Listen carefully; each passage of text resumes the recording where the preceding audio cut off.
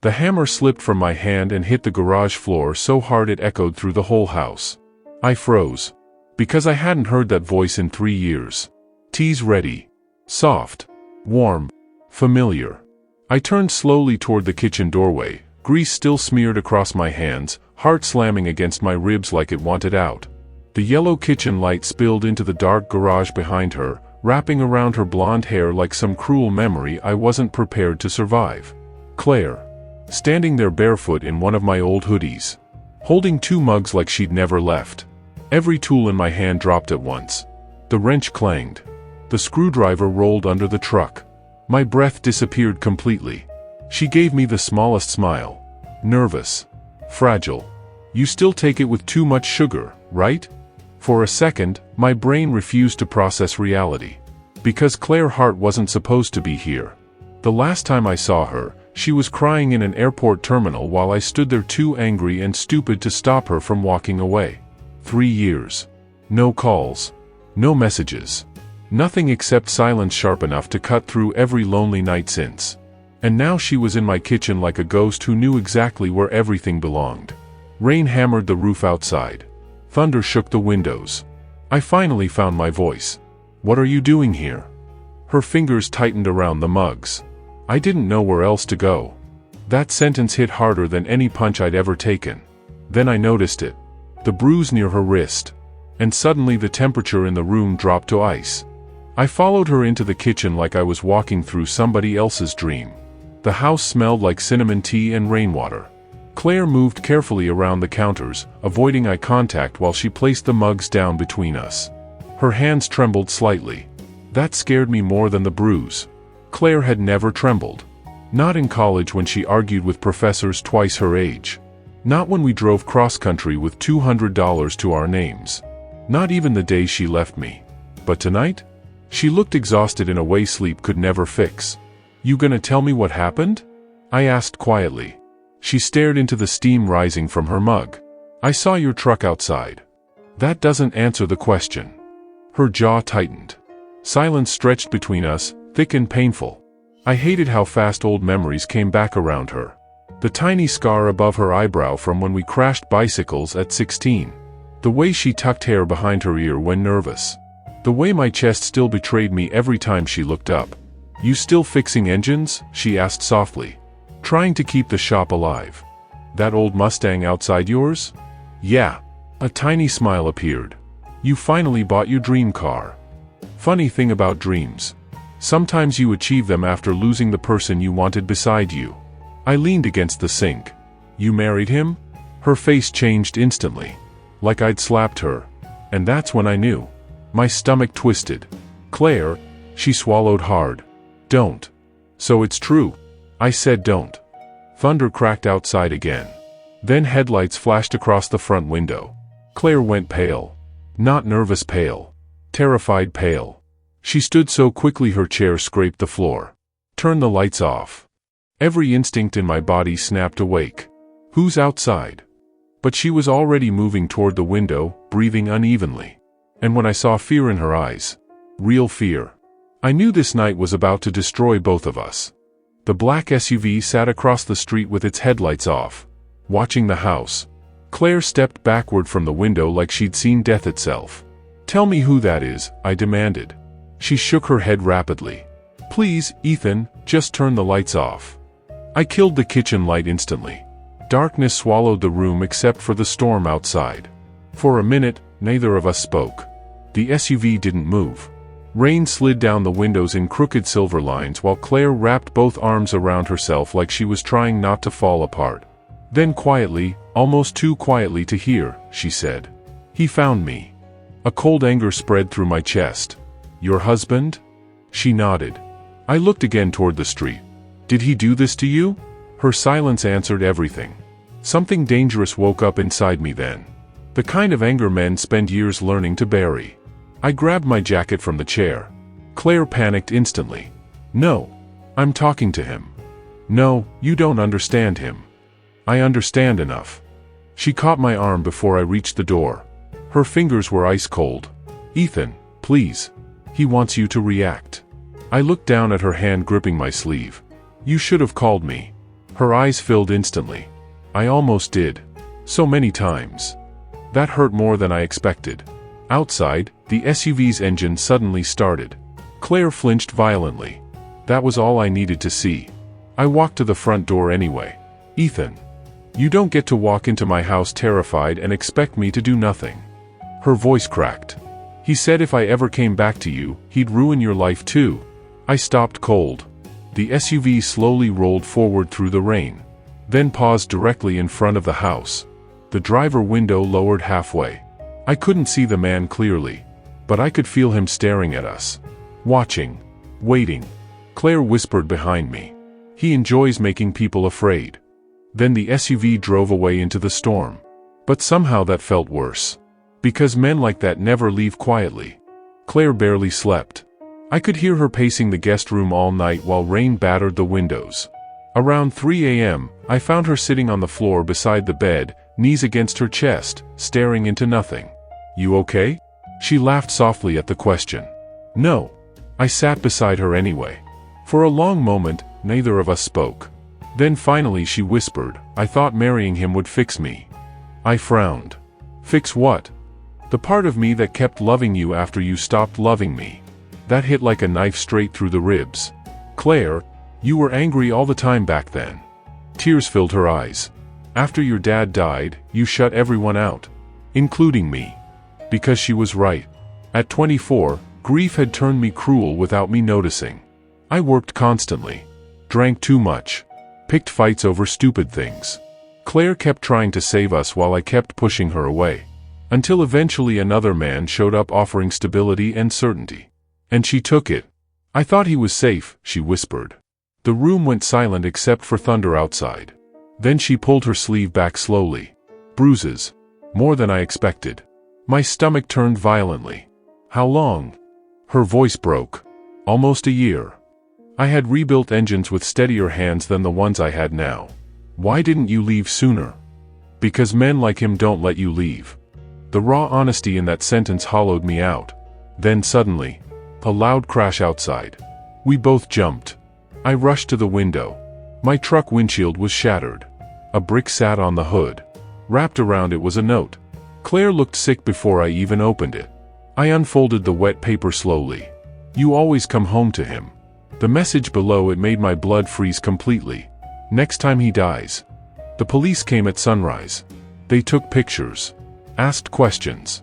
Promised patrol cars would keep an eye on the area. We both knew it meant nothing. By noon, Claire sat quietly on the back porch wrapped in one of my flannels while I replaced the shattered windshield. She watched me work without speaking. Just like old times. Except old times used to feel lighter. Back then she'd sit on toolboxes and steal my coffee while I fixed engines in my father's garage. She used to say the smell of motor oil reminded her of home. Funny what survives heartbreak. I slid out from under the truck and found her crying silently. That terrified me more than the bruises. Claire almost never cried. I sat beside her carefully. What's going on in your head? She wiped her face fast, embarrassed. I wasted years. You survived years. There's a difference. I looked at her for a long moment. Not to me. That broke something inside her completely. She covered her face and started sobbing. Real sobbing. The kind that comes from carrying pain too long alone. Instinct took over before thought did. I pulled her against me. And the second she collapsed into my chest, every feeling I'd spent 3 years burying came roaring back to life. I'm sorry, she cried. I'm so sorry for everything. I held her tighter. Hey, look at me. She lifted tear-filled eyes. You don't ever apologize for surviving. Her breathing shook unevenly.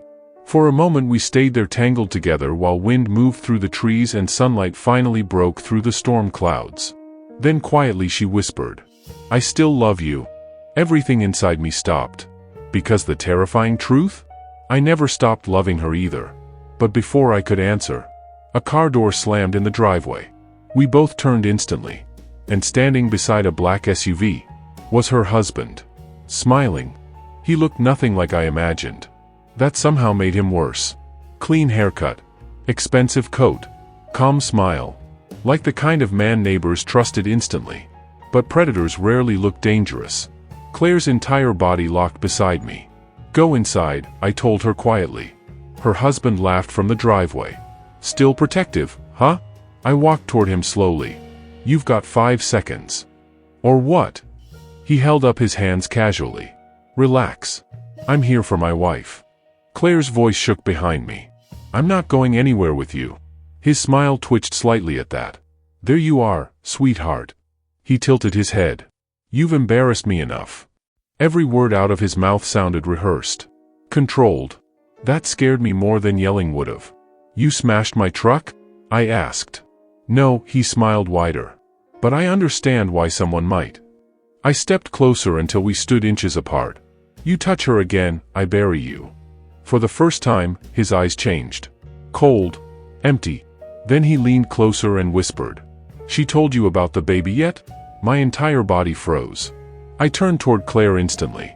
Her face crumpled. Oh God. Claire. Tears filled her eyes immediately. He smiled because he enjoyed this. She lost it last winter, he said casually. Hard thing to recover from. Claire whispered, stop, but he kept going. She blamed herself for months. He looked at me. You should have seen her crying at night. I snapped. Before I even realized it, I had him slammed against the SUV. Ethan. Claire screamed. His smile returned even while I held him by the collar. Because he wanted this. He wanted me angry. Then calmly, almost happily, he whispered. Now she gets to watch you become the violent one too. And suddenly I understood exactly how he controlled her. I let go of him instantly. Not because he deserved mercy. Because Claire was shaking behind me. Her husband straightened his jacket calmly like none of this bothered him. That's better, he said softly. I'd never wanted to hit another man so badly in my life. But Claire's terrified expression stopped me cold. That's how abusers win. They turn your anger into their weapon. You need help, I said. No, he smiled. My wife needs discipline. Claire flinched hard at the word. Something inside me nearly snapped again. Then he looked directly at her. You coming home? Silence. Wind moved through the yard. Finally Claire stepped forward slowly. And my chest hollowed out instantly. She stopped beside me but didn't look at either of us. Instead she whispered. I spent 2 years believing pain was love. Her husband's smile faded slightly. Claire continued, voice trembling but stronger now. You isolated me from everyone. Tears streamed down her face. You convinced me I was weak. Broken. Hard to love. He laughed once. Claire, don't do this dramatic nonsense. Then she finally looked him in the eyes. But Ethan never made me afraid. The silence afterward felt enormous. Her husband's expression darkened for the first time. You think this man can protect you? No, she whispered. Then she reached for my hand. I think he reminds me I can protect myself. That changed everything. His mask cracked completely. You ungrateful little. He stepped toward her aggressively. I moved instantly between them. But before anything else could happen, police sirens exploded down the street. 2 cruisers pulled into the driveway fast. Claire's husband went pale. An officer stepped out holding paperwork. Daniel Mercer? His expression hardened immediately. The officer continued. We have a warrant regarding domestic assault allegations filed this morning.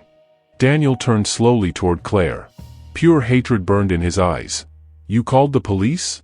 Claire wiped her tears. No. She squeezed my hand tighter. I called a lawyer. Daniel was arrested screaming. Not loud. Cold. Threatening. The kind of promises that crawl under your skin long after the sound disappears. Claire stood frozen beside me while officers drove him away. Then suddenly her knees gave out.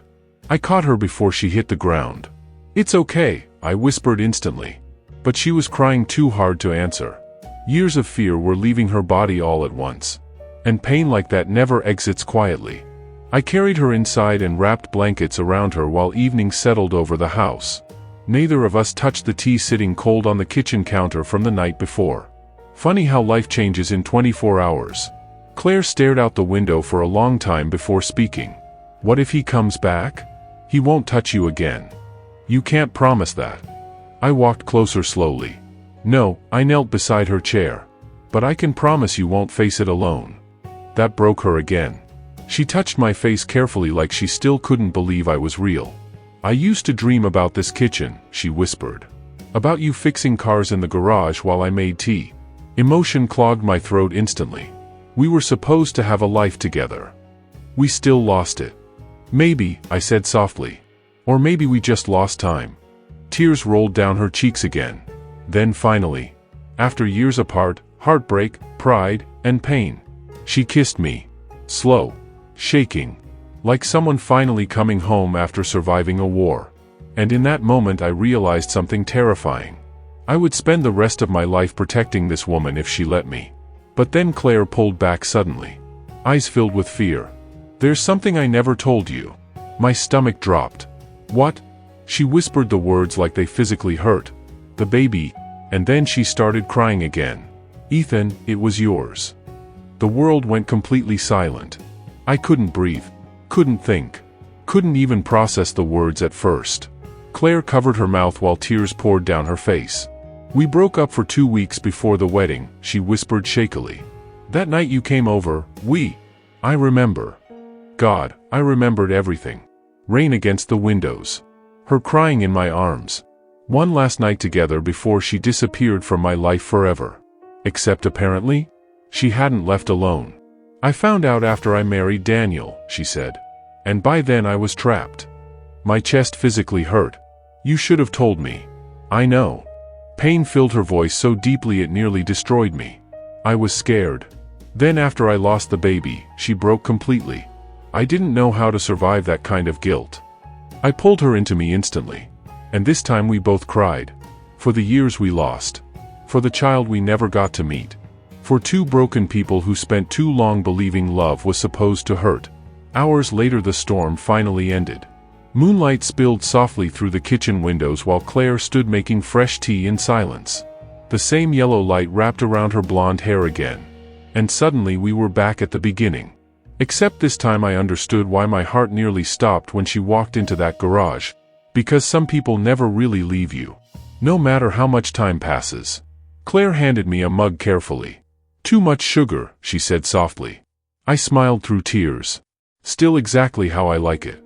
Then she stepped closer, rested her forehead against mine, and whispered the words that changed everything forever.